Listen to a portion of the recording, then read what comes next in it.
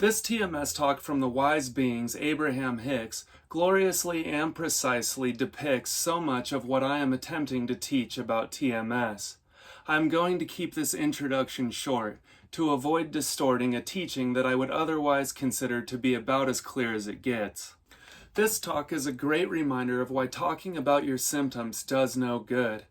I know this can be extremely difficult for people experiencing severe TMS pain and can often seem a cold and heartless piece of advice, but really it is just because talking about your symptoms quite literally harms you.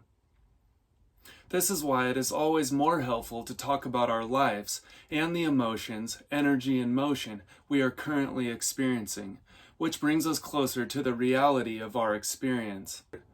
What we think and talk about really does create our reality. I don't have to make symptoms more real than they actually are. Which leads me to the next part of this talk I can't help but touch on. You also get what you go looking for. If you go looking for problems, guess what you are sooner or later going to find. This is why our medical system is so often harmful and backwards.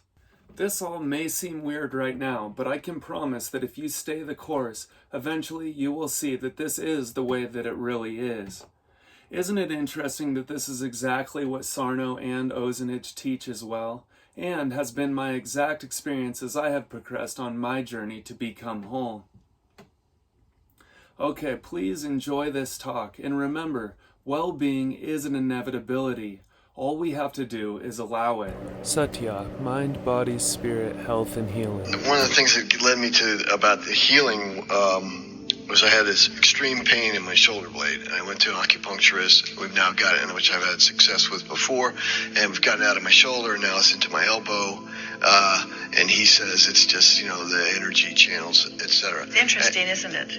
Yeah. In other words, so think about that. That's really a wonderful thing for you to acknowledge, because what that says is the symptom or the disease is too strong a word, but we're going to use it.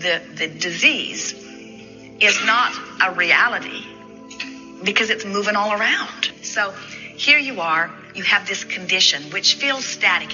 If you were looking at this podium and you see this scratch on it, you might say, well, that's a reality.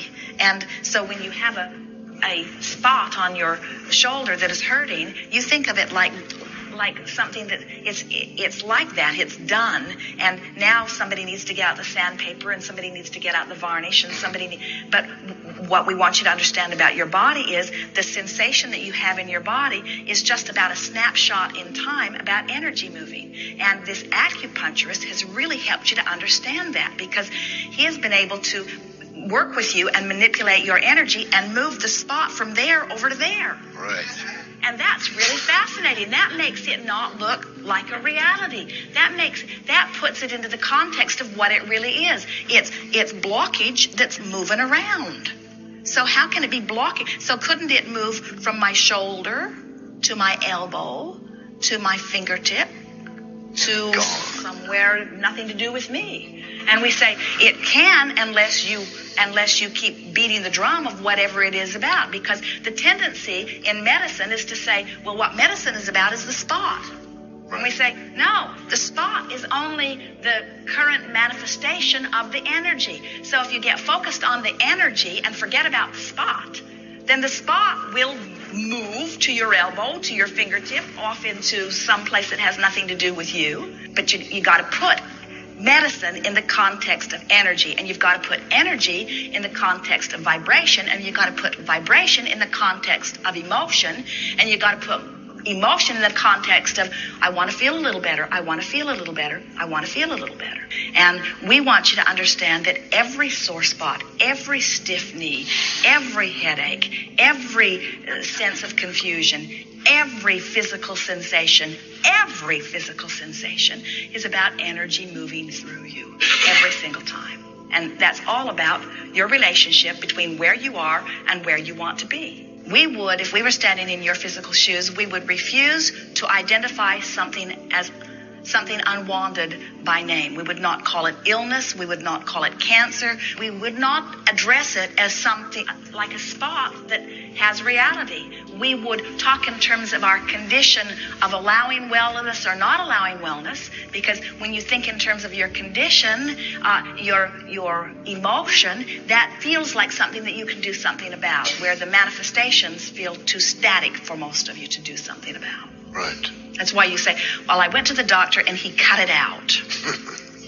And he told me to come back really often, because his experience has shown him that once he starts cutting things out, more things show up to be cut out.